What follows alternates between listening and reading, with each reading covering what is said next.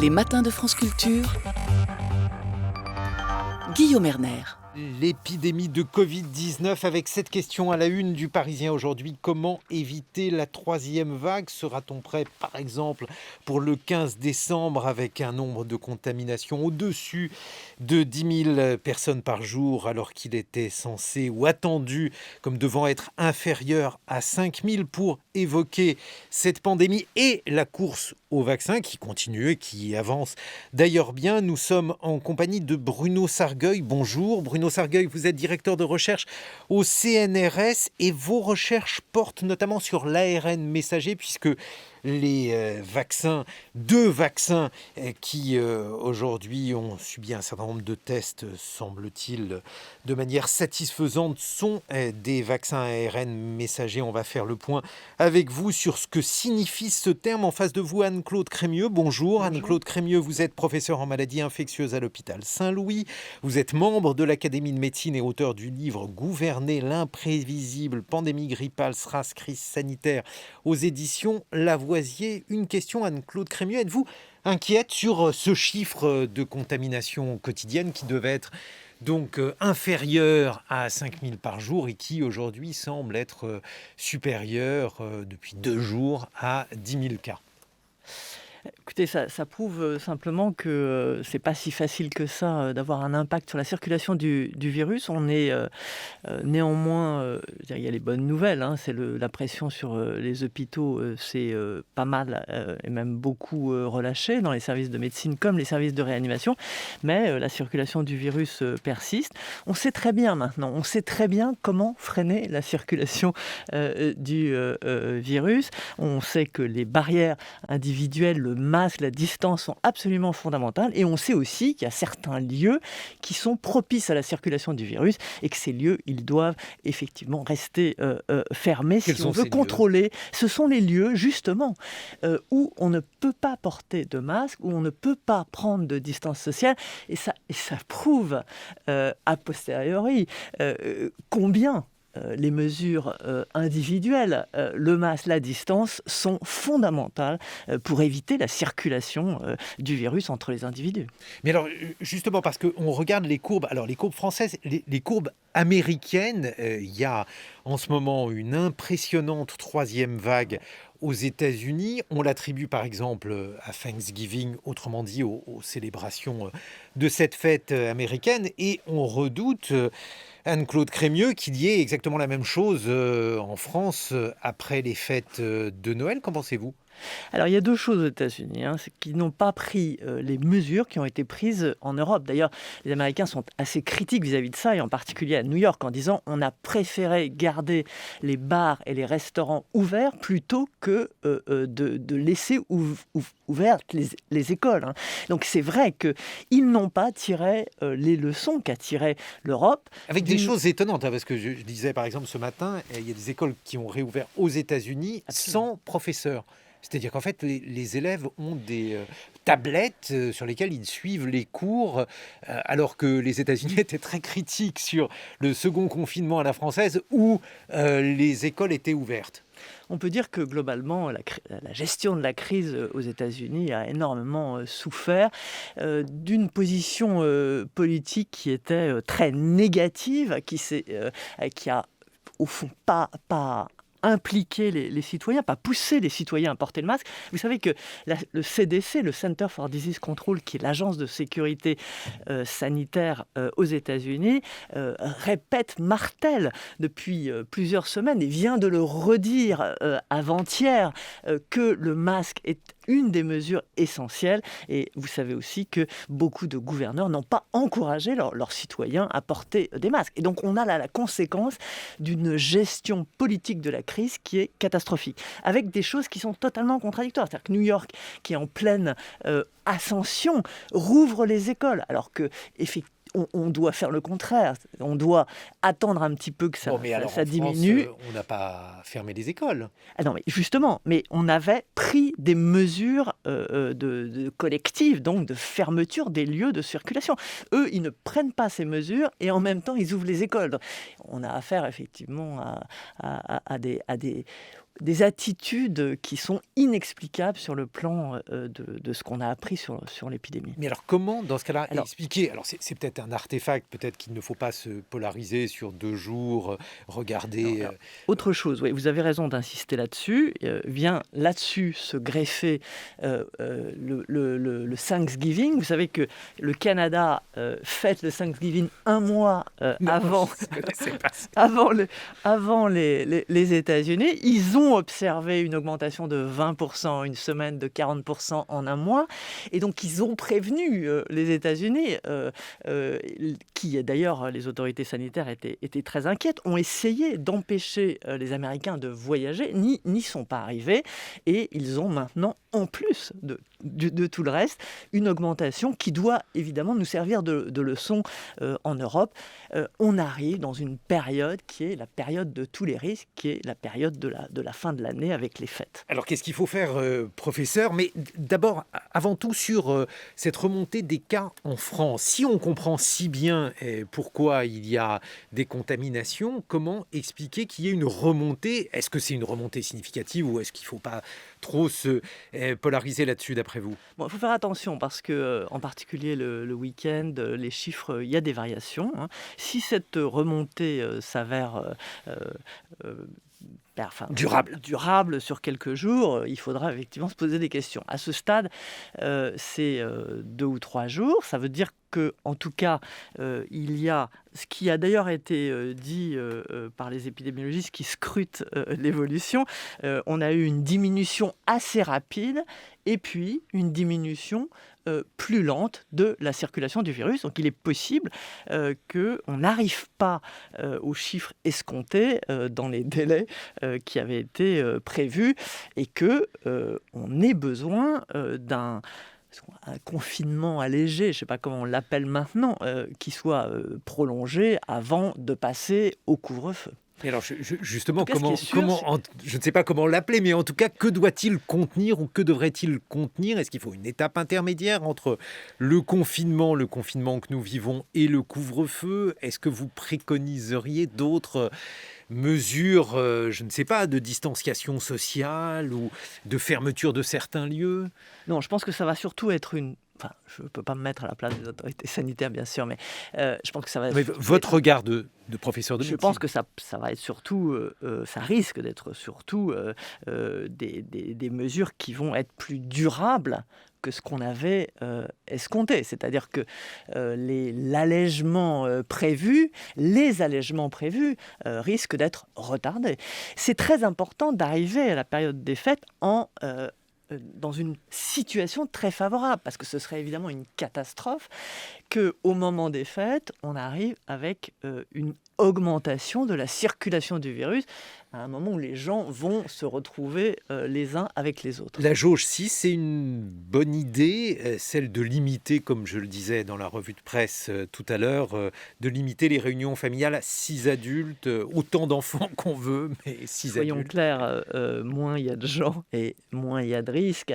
Le 6... Noël en solitaire, ça serait une idée. Non, Professeur. personne ne veut un Noël en solitaire, et surtout après avoir autant souffert, pour que les gens ont beaucoup souffert pendant cette année. Mais c'est un compromis qui a été celui de beaucoup de pays. Rappelez-vous, the rule of six en Angleterre. Et mais justement, si on suit cette règle, est-ce qu'il y a d'autres mesures qui, selon vous, seraient souhaitables? Est-ce qu'il y a des choses absolument à ne pas faire pour ces fêtes de Noël, professeur Crémieux? Vraiment, je pense qu'il faut arriver le jour de Noël en ayant pris pratiquement zéro risque dans les 8 jours qui précèdent. Zéro risque. Pratiquement zéro. Il faut pratiquement s'auto-confiner, c'est-à-dire ne pas commencer à voir des gens de l'extérieur du foyer familial dans les 8... Mais pour les personnes qui travaillent, je regarde la régie où on a des travailleurs, mais ils sont masqués. C'est le masque porté par tout le monde dans un milieu clos est protecteur pour la personne qui le porte et les personnes en face.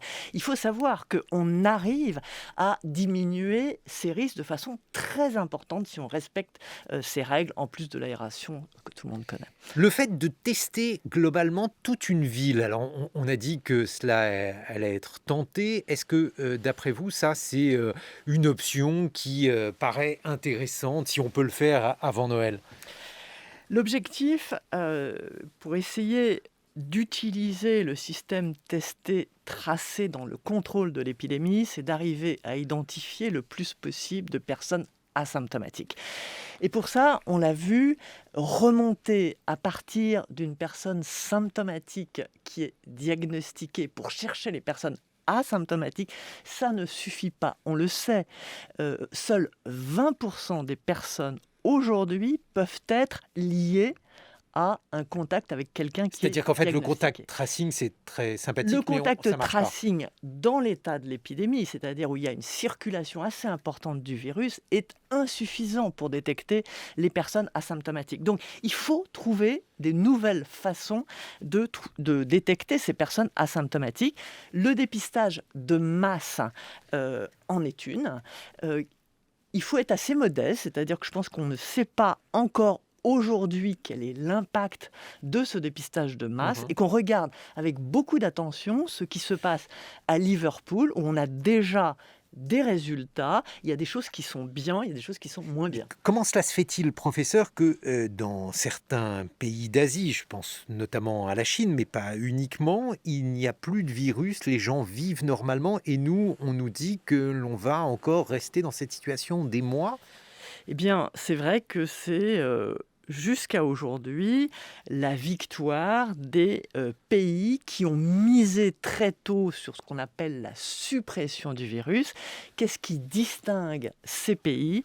Un système de tester, tracer extraordinairement réactif et efficace, et surtout associé à un système d'isolement pour l'ensemble des personnes qui sont infectées. C'est-à-dire qu'on n'isole pas assez en France, il faudrait être beaucoup plus strict sur les personnes qui sont testées positives au virus? D'abord, on ne teste pas de façon suffisamment efficace. C'est ce qu'on réussit effectivement. Donc la Chine, pas seulement, la Nouvelle-Zélande aussi, de façon assez impressionnante, l'Islande aussi, ces pays-là qui très vite ont compris que tout allait se jouer sur l'identification des personnes infectées et leur isolement. Mais pour faire ça, il faut avoir une circulation relativement faible. Il faut avoir encore des chaînes de contamination contrôlables. Si on est débordé, c'est fini. Donc on voit tout s'est joué sur la réactivité au début de l'épidémie. Et ça ne surprend absolument pas les épidémiologistes qui vous expliquent très clairement que tout se joue au tout début de la vague, au moment où on peut contrôler la circulation. Mais du alors, virus. vous parliez il y a quelques instants, professeur Crémieux, de modestie par rapport à ce virus. Est-ce que l'on comprend tout? Est-ce qu'au contraire, il y a des choses qui nous échappent complètement? Je ne sais pas, sur le climat, sur le fait que, par exemple, ces courbes, si je prends juste la France, elles s'amortissent beaucoup plus vite pendant le deuxième confinement, qui est pourtant beaucoup plus léger que le premier. Pourquoi a-t-on affaire à un virus aussi imprévisible? Est-ce qu'il a son génie propre, comme le disaient les épidémiologistes du 19e? Non, on est face à un nouveau virus et devant tout nouveau micro-organisme, il y a des tas de choses qu'on ne sait pas. Donc, la gestion de l'imprévisible, elle est consubstantielle aux crises sanitaires. Simplement, ce qu'il faut dire, c'est que progressivement, on est en train de lever l'incertitude. Et vous parlez des façons, des mesures nécessaires pour contrôler le virus. C'est vrai qu'on a levé l'incertitude d'une façon... on est en train de lever l'incertitude là-dessus, puisque en regardant en arrière, on peut voir les mesures qui marchent. Donc, on sait que le couvre-feu a déjà eu un certain impact, le couvre-feu à 9h. On sait que... Pourquoi? Parce qu'il empêche les gens de manger ensemble, tout simplement, faire la fête. Parce qu'il diminue, et ça a été très bien montré, c'est quelque chose qui est très intéressant dans la façon dont on étudie l'épidémie, il diminue l'activité. Pendant le premier confinement, je fais référence aux travaux de l'équipe de Vittoria Colizza, pendant le premier confinement, l'activité a diminué de 60 à 65%. Lors du deuxième confinement, elle a diminué de 35%. Cette activité et des lieux d'activité qui sont des lieux de circulation du virus, ça je fais référence aux études qui ont été menées aux États-Unis, où on a bien vu que dans les bars, dans les restaurants, dans les magasins bondés, il y a eu une diminution de l'activité, eh bien, ça aboutit de façon, je dirais, logique à un contrôle de la circulation du virus. Donc, on lève l'incertitude. On sait mieux le contrôler. On sait mieux aussi la durée de l'immunité naturelle, même si ça reste évidemment la plus importante des questions. C'est la durée complète, la durée totale de l'immunité naturelle conférée donc par l'infection et évidemment par le vaccin. Mais alors, elle se chiffrerait à combien de semaines, combien de mois, cette immunité ? Alors aujourd'hui, il y a eu là aussi quelques bonnes nouvelles des dernières publications. C'est-à-dire que, alors que on voyait de temps en temps qu'il y avait une diminution du taux d'anticorps chez les personnes qui avaient guéri, on s'aperçoit qu'il y a un relais par ce qu'on appelle une immunité mémoire cellulaire et humorale, c'est-à-dire de production d'anticorps. Et cette immunité mémoire semble durer au moins 6 mois, voire un peu plus, parce qu'on n'a pas assez de recul. Et ça, c'est évidemment une très bonne nouvelle. Professeur Crémieux, très rapidement, une polémique dans la presse encore ce matin sur les stations de ski avec l'interdiction des remontées mécaniques. Et il y a vraiment quelque chose de particulier qui se passe sur les télésièges, dans les œufs, qui justifie cette interdiction ? Tout le monde peut le comprendre. Tout le monde peut le comprendre. Les stations de ski et les files d'attente sont des endroits où même les en gens plein sont air. massés. Alors, je crois qu'il faut lever cette idée qu'on est en sécurité en plein air. Maintenant qu'on commence à mieux tracer les lieux de contamination, on s'aperçoit qu'en plein air, lorsqu'on est en face à face et que les gens parlent, ou qu'ils ne parlent pas, mais qu'on est simplement en face à face, il y a des contaminations. Même avec des masques ? Non. Là, je vous parle sans masque. Sans masque. Et c'est pour ça que le repas, même en plein air, ou le bar, même en plein air, où on est en face à face, est un lieu à risque.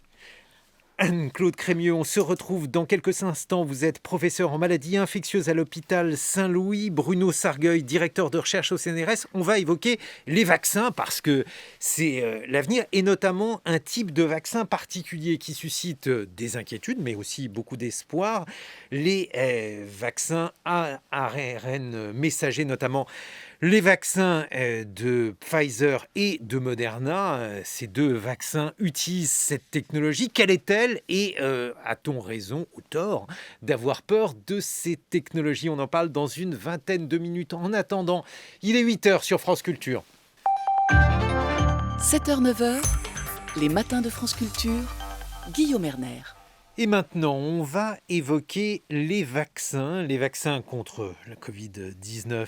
Évidemment, que faut-il en attendre ? Est-il permis d'espérer à brève échéance une extinction, un sommeil de cette pandémie ? Bref, pour en parler, nous sommes en compagnie de Bruno Sargueil. Vous êtes directeur de recherche au CNRS et vous êtes spécialiste de l'ARN messager parce que l'ARN messager, c'est cette technique particulière, jamais utilisée dans un vaccin qui va être au cœur des deux vaccins, celui de Moderna et celui de Pfizer. Et vous allez nous expliquer dans quelques instants en quoi cette technique consiste-t-elle. Anne-Claude Crémieux, vous êtes professeur en maladies infectieuses à l'hôpital Saint-Louis. Alors oui ou non, peut-on attendre une extinction de cette pandémie à l'issue de cette campagne vaccinale ou bien va-t-il falloir encore attendre ? Alors, une extinction de la pandémie, personne aujourd'hui ne le dirait. J'ai tenté quand même. La premier objectif qu'on a avec ce vaccin, c'est de protéger les personnes vulnérables, celles qui font des formes sévères, celles qui décèdent et celles qui font l'impact sanitaire de cette épidémie. Pour ça, on a les résultats qui sont les résultats de phase 3 qui nous montrent que le vaccin est protecteur contre la maladie. On les aura, parce que nous, on ne les a pas encore dans nos agences de l'EMEA, là, mais on n'a pas encore les publications scientifiques. Mais en tout cas, c'est là-dessus que ces vaccins ont été évalués. Ils préviennent la maladie. Ce qu'on nous dit aussi, c'est que dans les phases 3, il y a eu des patients âgés de plus de 65 ans qui ont fait partie des personnes chez lesquelles le vaccin a été testé et que, d'après ce que nous dit Pfizer, le vaccin aurait une efficacité aussi chez ces personnes âgées. C'est pas évident parce que parfois les vaccins marchent moins bien sur les personnes âgées. Oui, parce qu'en fait, c'est ça l'interrogation. On s'est dit peut-être qu'on va vacciner des personnes âgées qui sont les plus vulnérables et ça va pas marcher, elles ne produiront pas d'anticorps. Il faut être prudent. On a des éléments. Déjà, les éléments ont été rassemblés en phase 1 et 2, c'est-à-dire les phases précoces cliniques, où on a regardé le taux d'anticorps et on a comparé le taux d'anticorps des personnes de plus de 65 ans au taux d'anticorps des personnes plus jeunes et on a vu que le taux d'anticorps était similaire. Et puis, il y a ces phases 3 où on a regardé la protection, mais on est tous en attente de ce que ça va donner dans la vie réelle, parce que c'est l'élément essentiel. Est-ce que ça va protéger les personnes qui en ont le plus besoin, les personnes vulnérables ? Mais on pense quand même que oui. Oui, on a des éléments, comme je vous l'ai dit, qui sont vraiment en faveur de ça, mais c'est très important, encore une fois, 30 000, 40 000 personnes, ce n'est pas la population entière et ce n'est pas l'ensemble des situations. Bruno Sargueil, alors on évoque beaucoup cette technique, celle des ARN messagers, je le dis avec mes mots, mais vous allez le dire avec des mots de spécialistes. En quoi consiste-t-elle ? Pourquoi y a-t-il particulièrement des interrogations sur ces vaccins-là? Qu'est-ce que l'ARN messager, tout d'abord, Bruno Sargueil? Alors, je vais essayer d'être pas trop spécialiste, justement. Et l'ARN messager, en fait, c'est une portion de patrimoine génétique, c'est-à-dire, en fait, la recette qui va permettre à un organisme de fabriquer ces protéines qui vont être reconnues par le système immunitaire. Et alors justement, en quoi ça consiste par rapport à un vaccin traditionnel? Quelle différence entre le vaccin de Moderna et de Pfizer et ce que l'on pourrait avoir, je ne sais pas, pour le vaccin contre la grippe par exemple? Alors dans les vaccins traditionnels, ce qu'on fait, c'est qu'on injecte ces protéines, donc c'est en fait ces cartes d'identité des micro-organismes, des virus, dans le sang, sous des formes diverses et variées, c'est-à-dire elles peuvent être dans le contexte du virus ou ça peut être des protéines isolées. Dans le cas des vaccins ARN, on va injecter au patient cet ARN messager, donc qui est la recette, une fois de plus, pour fabriquer la protéine qui va permettre d'entraîner notre système immunitaire à reconnaître ces pathogènes. C'est une technique qui est nouvelle. Au début, par exemple, une biotech, une société de biotechnologie comme Moderna, elle était censée travailler sur quoi, Bruno Sargueil ? Alors, elle était censée travailler sur la thérapeutique qu'on peut obtenir avec ces ARN messagers, mais effectivement pas spécifiquement sur les vaccins. Il s'agissait plutôt de guérir des maladies génétiques ou de développer en fait des espèces de vaccins contre le cancer. Et est-ce que cela a donné des résultats? Qu'est-ce que l'on sait aujourd'hui de l'utilisation de l'ARN messager dans ces différentes thérapeutiques? Alors, ce qu'on sait, c'est que ça fonctionne. Pour le moment, il n'y a aucune de ces thérapeutiques qui sont utilisées médicalement, mais on sait que ça fonctionne. Et ce qu'il faut savoir, c'est que si ces technologies sont nouvelles, elles ne viennent pas d'arriver comme ça, de nulle part. En fait, elles sont le fruit de recherches, elles s'appuient sur des recherches qui datent de plusieurs dizaines d'années. Et sans vouloir du tout, évidemment, minimiser ni l'effort ni l'inventivité des personnes qui sont dans ces biotech et de ces biotech, il faut bien savoir que ce n'est pas seulement le travail de ces biotech, c'est le travail de milliers de chercheurs depuis des dizaines d'années certainement qui travaillent sur ces ARN messagers et sur toutes ces technologies. Et le vaccin ARN va s'appuyer sur tous ces résultats.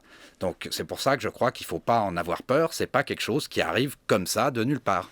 Alors, il y a notamment un lien entre cette technique, donc dite ARN messager, et une autre technologie que vous allez nous exposer, CRISPR-Cas9, qui est utilisée dans un certain nombre de manipulations de l'ARN. Expliquez-nous en quoi elle consiste, Bruno Sargueil. Non, alors je peux vous expliquer ce qu'est CRISPR-Cas9, mais le lien justement est très écarté. Il n'y a pas vraiment de lien direct entre CRISPR-Cas9 et la technologie ARN messager. Alors justement, qu'est-ce qu'il y a de différent? C'est que la technologie ARN messager va permettre une expression, elle est temporaire.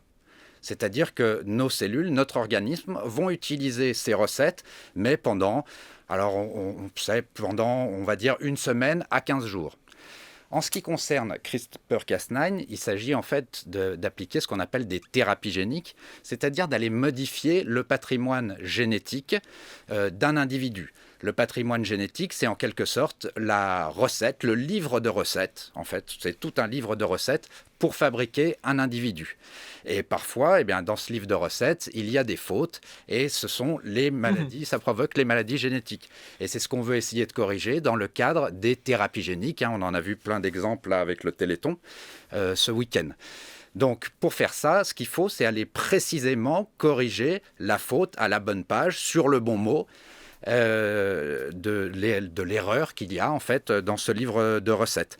Et CRISPR-Cas9, c'est ça que ça va permettre. Ça va permettre d'aller corriger très très précisément, à la lettre près, l'erreur qu'il y a dans un livre de recettes qui contient 3 milliards de lettres. Mais alors, d'après ce que j'ai cru, ou d'après ce que j'ai pu comprendre, Bruno Sargueil, au début, l'utilisation de ces thérapies utilisant donc l'ARN messager ne sont pas tellement bien déroulées. Par exemple, des souris auxquelles on avait inoculé ce type de substance sont tombées malades, voire sont mortes. Qu'est-ce qui s'est passé à ce moment-là ? Alors, qu'est-ce qui s'est passé? C'est que, en fait, notre système immunitaire est justement là pour nous défendre de l'intrusion de, grossièrement, tout corps étranger à l'intérieur de notre propre organisme. Et donc, un ARN messager qui n'est pas le nôtre, puisque nous aussi, nous avons nos propres ARN messagers, un ARN messager qui n'est pas le nôtre est reconnu par notre système immunitaire. Alors, pas tout à fait celui des vaccins, mais par le système immunitaire qu'on appelle inné. Et ce système immunitaire va se battre contre ces ARN messagers qu'on avait introduits. Et en fait, en l'occurrence, ça rendait les souris, parce que ce n'étaient pas des personnes, ça rendait les souris malades, ça les fatiguait beaucoup, notamment parce qu'elles réagissaient, en fait, elles s'épuisaient contre ces ARN messagers qu'on leur injectait. Alors, la grande innovation, justement, de Moderna et de Mme Carico, qui est, elle, chez BioNTech, c'est d'avoir trouvé des modifications de cet ARN messager, des modifications chimiques qui permettent, en fait, grossièrement, de le rendre pas tout à fait invisible, mais en tout cas, oui, presque invisible à notre système immunitaire. On peut donc l'injecter sans que notre système immunitaire réagisse contre. Et alors, justement, parce qu'il y a quand même des craintes qui se font jour, on dit que l'un des risques, c'est que cet ARN messager, là aussi, je vais le dire avec mes mots, transforme notre ADN, et que transformant notre ADN, on transmette aux générations futures ces modifications qui ont été introduites. Qu'en est-il selon vous, Bruno Sargueil? Alors, aux générations futures, ça me paraît complètement impossible. Les gens qui disent ça se basent sur la chose suivante, c'est qu'il existe effectivement des virus à ARN. Donc, en fait, ils injectent eux-mêmes des ARN messagers à l'intérieur de notre organisme, de nos cellules, et ils sont capables, effectivement, de transformer cet ARN en ADN. Et cette fois-ci, l'ADN, c'est la matière qui forme ce fameux grand livre de recettes de l'organisme. Donc, on imagine bien que si on intègre un mot tout d'un coup à l'intérieur de ce grand livre qui n'a rien à voir, la page ne veut plus rien dire et on peut avoir des maladies. Mais c'est le cas, par exemple, du virus du sida. Mais le virus du sida, pour faire cela, il a tout un arsenal d'outils dont ne sera pas doté l'ARN messager en question qu'on va injecter. Donc, qu'est-ce qu'il a, le virus du sida, qui lui permet de faire cela, Bruno Sargueil, pour qu'on comprenne bien? Je crois que c'est un petit peu compliqué. Il a des tas d'outils qui lui permettent de transformer d'abord son ARN en ADN, puis de le faire rentrer dans ce qu'on appelle le noyau, parce que le grand livre de recettes, il est bien caché dans un noyau, puis ensuite de couper la page, je dirais, enfin il est capable d'insérer voilà, toute une phrase au milieu de ce livre, de ce fameux grand livre, Et de toute façon, donc ça c'est par exemple ce que fait le virus du sida, et ce n'est en aucun cas transmis aux générations futures. Et alors, donc, l'idée de créer, je dis ce que j'ai lu en matière donc, d'inquiétude vis-à-vis de ce nouveau type de vaccin, un homme OGM par exemple ? Non, justement, ce n'est justement pas possible. De toute façon, ce qu'il faut savoir, c'est que lors de la vaccination classique également, souvent on injecte des virus qui sont ce qu'on appelle des virus inactivés, eh bien ils contiennent des ARN messagers à l'intérieur. Et à ce que je sache, on n'a pas créé jusqu'à présent d'hommes OGM avec les vaccinations classiques. Donc il n'y a absolument aucune raison que dans ce cas-là, on crée des hommes OGM. Mais alors on pourrait quand même avoir, Anne-Claude Crémieux, on pourrait avoir quand même des effets secondaires. Vous qui êtes spécialiste des maladies infectieuses, lorsqu'on injecte un vaccin de quelque type que ce soit d'ailleurs, on a des effets secondaires. Oui, on a des effets secondaires qui sont souvent des effets immédiats que tout le monde connaît, parce que je pense que tout le monde a été vacciné. Ce que l'on sait avec ces vaccins ARN messagers, c'est qu'il y a des effets immédiats locaux, des douleurs au point d'injection qui sont assez fréquentes. Pfizer annonce 80%, et il peut y avoir des réactions générales, c'est-à-dire asthénie, fatigue, sensation de fièvre ou douleurs musculaires et articulaires qui, elles, sont moins fréquentes, mais quand même assez fréquentes. Donc, les gens qui vont recevoir ce vaccin doivent être préparés au fait que dans les jours suivants, on peut avoir ce type de réaction. C'est une réaction qui est considérée comme habituel pour ces vaccins, c'est pas l'infection ou une infection. Mais alors, est-ce qu'on pourrait avoir, je continue dans les critiques qui sont adressées à ce type de vaccin, Bruno Sargueil, est-ce qu'on pourrait avoir un emballement du système immunitaire, quelque chose qui serait beaucoup plus grave qu'une simple douleur au point d'injection ? A priori, il n'y a pas de raison spécifique de le penser. Anne-Claude Crémieux. Vous avez raison de souligner que quand on a affaire à un nouveau vaccin, et ça fait partie des choses qu'il faut dire, on connaît les effets indésirables qui surviennent rapidement. Là, on a 2 mois de recul par rapport à la dernière injection, mais ça ne veut pas dire qu'on connaît tout ce qui va se passer. Et on connaît aussi les effets indésirables qui surviennent chez 40 000 personnes, mais on reste extrêmement attentif à identifier des effets indésirables qui pourraient être beaucoup plus rares, c'est-à-dire être identifiés lorsque le vaccin sera administré à plusieurs millions de personnes. Donc, il faut que les gens, effectivement, comprennent qu'aujourd'hui, on a des données de sécurité qui sont plutôt rassurantes, parce qu'il n'y a pas eu d'effets indésirables graves décrits avec ces vaccins ARN messagers, mais que ça fait partie des choses importantes, c'est la pharmacovigilance, c'est notre vigilance, la vigilance des médecins, la vigilance des autorités sanitaires. Bruno Sargueil. Non, je crois qu'aucun vaccin, même aucun médicament n'est complètement anodin, et on sait qu'il peut y avoir des effets secondaires et qui vont être plus ou moins importants. Et effectivement, il y a aussi un effet d'échelle, c'est-à-dire qu'il y a des choses qui peuvent passer sur une personne sur 1 million, une personne sur 10 millions. Et je crois que c'est tout le problème de la santé publique, et donc de savoir le fameux rapport bénéfice-risque. Anne-Claude Crémieux, pourquoi dans ce cas-là utiliser des techniques nouvelles ? Pourquoi ne pas s'en tenir par exemple, il y a un autre vaccin, je ne sais pas trop où il en est, c'est celui d'AstraZeneca, qui aurait une efficacité alors qu'il utilise des techniques classiques. Alors il a semé le doute sur son futur, ce vaccin, parce que en fait, dans l'essai qui a été fait en phase 3, il y a eu une erreur de dose et la demi-dose était, semble-t-il, plus efficace que la dose entière. Est-ce qu'on comprend d'ailleurs pourquoi la demi-dose était plus efficace que la dose entière ? Alors, vous faites allusion au vaccin adénovirus, c'est-à-dire que cette fois-ci, l'adénovirus, qui est un virus qui est très anodin, qui donne pas de maladie, parfois des maladies très bénignes chez l'homme, se trouve transporteur d'un bout du code qui va permettre l'expression de cette spike protéine. Donc c'est un transporteur qu'on appelle inactif parce que cet adénovirus ne va pas se reproduire dans l'organisme. Alors pourquoi d'abord, là aussi, c'est un procédé qui n'est pas non plus très ancien. Ça a été testé dans des phases 1, par exemple AstraZeneca, enfin surtout Oxford, l'équipe d'Oxford l'a testé dans une phase 1 pour faire un vaccin contre le MERS coronavirus. Mais comme vous le savez, le MERS coronavirus n'a pas donné de pandémie et donc ça s'est arrêté là. Ah oui, maintenant on le regrette pour le test du vaccin. En tout cas,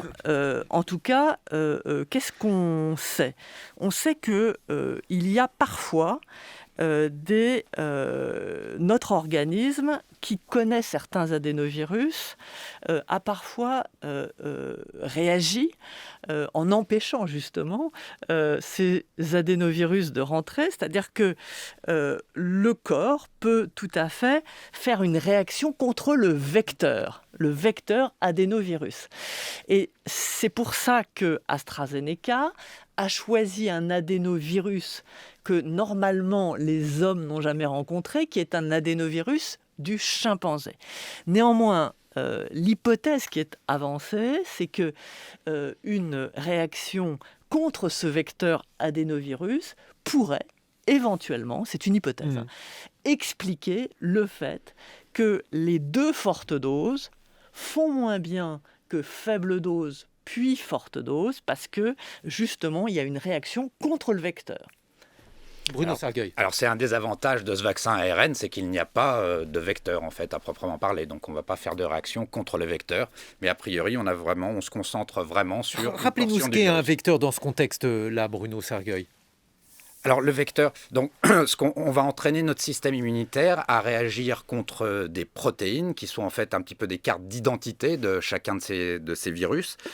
Et donc pour les faire produire, il faut les amener dans le corps d'une manière ou d'une autre. Et soit on les amène en tant que virus inactivé, soit en fait on a un vecteur, c'est-à-dire, là en l'occurrence, un virus qui est non pathogène, mais qui va permettre de produire cette protéine. Anne-Claude Crémieux, toujours parmi les critiques qui sont adressées au vaccin, certains disent finalement c'est une maladie qui est très peu mortelle.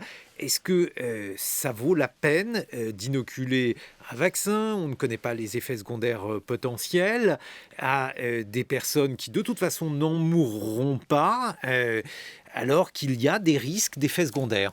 On a raison de se poser la question et voilà comment on peut y répondre. On sait que ce vaccin est mortel chez les personnes de plus de 65 ans qui... Le virus est mortel. Pardon, ce virus est mortel chez les personnes de plus de 65 ans qui constituent l'essentiel des victimes.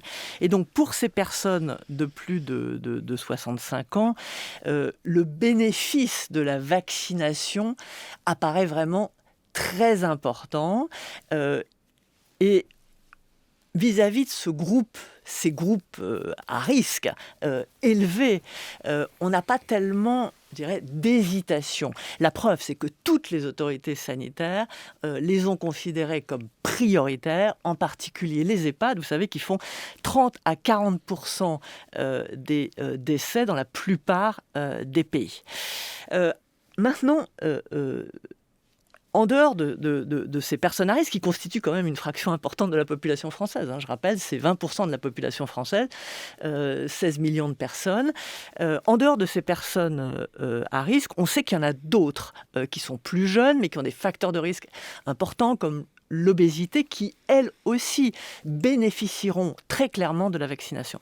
La question peut se poser, absolument, pour la population plus jeune, pour laquelle le bénéfice individuel est beaucoup plus faible. Les 50 millions d'autres personnes, si je vous suis bien. Il faut absolument. Et dans cette situation-là, qui serait la deuxième grande phase de la vaccination, eh bien, c'est pas certain qu'on sera amené à vacciner cette population jeune.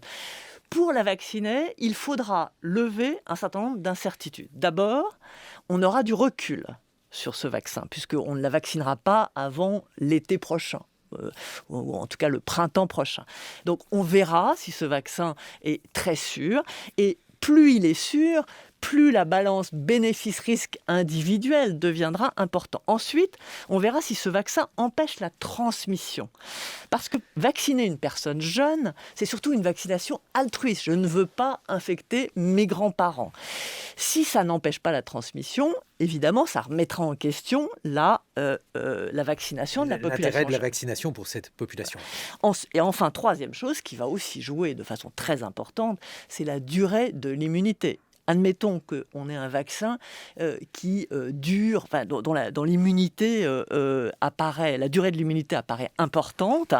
Évidemment, on sera plus enclin à aller progressivement vers une vaccination de l'ensemble de la population si ce vaccin apparaît, ce qu'on espère tous, très sûr. Et alors, toujours dans ce contexte-là, est-ce qu'il faut faire vacciner quelqu'un qui a déjà eu le coronavirus, qui a déjà été malade de Covid-19? Alors, on devrait avoir des réponses assez rapides. Au jour où on ne les a pas, mais on va les avoir assez rapidement parce que des personnes qui avaient déjà contracté le Covid ont été inclus dans les phases 3 des différents essais dont on va avoir progressivement tous les résultats, et on devrait savoir si la tolérance est aussi bonne chez ces personnes, et à ce moment-là pouvoir décider de vacciner tout le monde, y compris les personnes qui ont déjà été infectées. Mais alors attendez, parce que l'intérêt c'est quoi? C'est de renforcer les mécanismes immunitaires, c'est de les prolonger,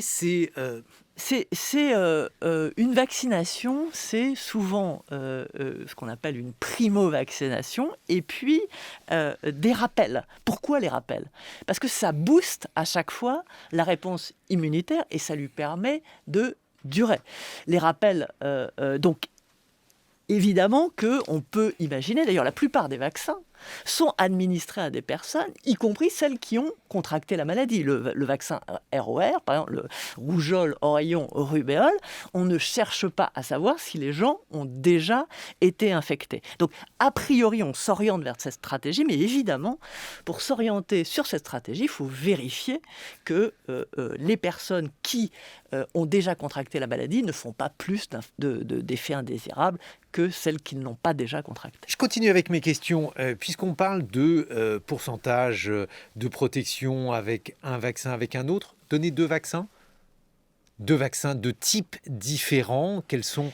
Non. Alors ça, on ne le fera pas pour une raison simple, c'est qu'on n'a aucune étude qui sera faite en utilisant deux vaccins différents, un premier vaccin pour la première injection et un deuxième 3 semaines à 1 mois plus tard. Et vraiment, quand on n'a pas de données, on n'a pas de données de sécurité, donc on ne fait pas. Et sur le plan donc scientifique, si j'ose dire, quand on utilise deux techniques qui sont très différentes, ARN messager et adénovirus ou virus désactivé, qu'est-ce que ça peut faire? Je vous vois réfléchir tous les deux, Bruno Sargueil, une idée? Non, j'ai pas d'idée. Je dirais juste qu'effectivement, ça se fait pas. On n'a pas de recul dessus. On va éviter. Là, déjà, effectivement, on va se lancer dans quelque chose sur lequel, fatalement, on n'a pas beaucoup de recul. Donc, je pense qu'on va essayer de pas multiplier les...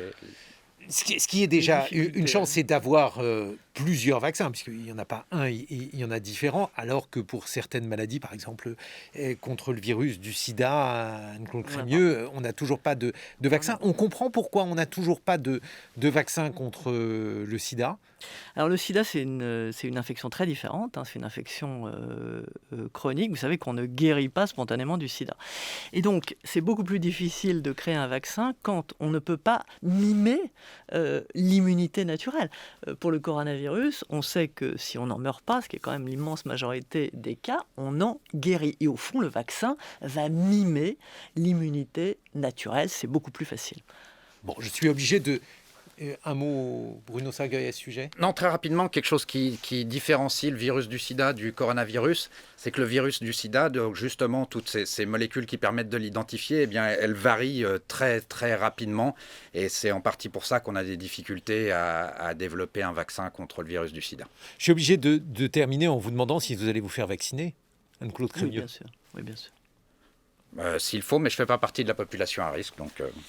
Bon, alors dans ce cas-là, on verra comment les scientifiques utilisent ou pas le vaccin contre le coronavirus. 8h47 sur France Culture. Mes camarades qui vont bientôt s'élancer, Hervé Gardette et Géraldine Mosna-Savoie. Bonjour à tous les deux. Bonjour Guillaume. Est-ce que vous allez vous faire vacciner, Hervé, Géraldine? Oui. Comme chaque année avec la grippe, moi je ferai pareil pour la Covid. Voilà, bon, bah alors on a déjà des engagements. Hervé, vous allez nous parler de quoi dans quelques instants? Du vaccin contre la viande. Et vous, Géraldine? De communauté, donc pas du tout de vaccin.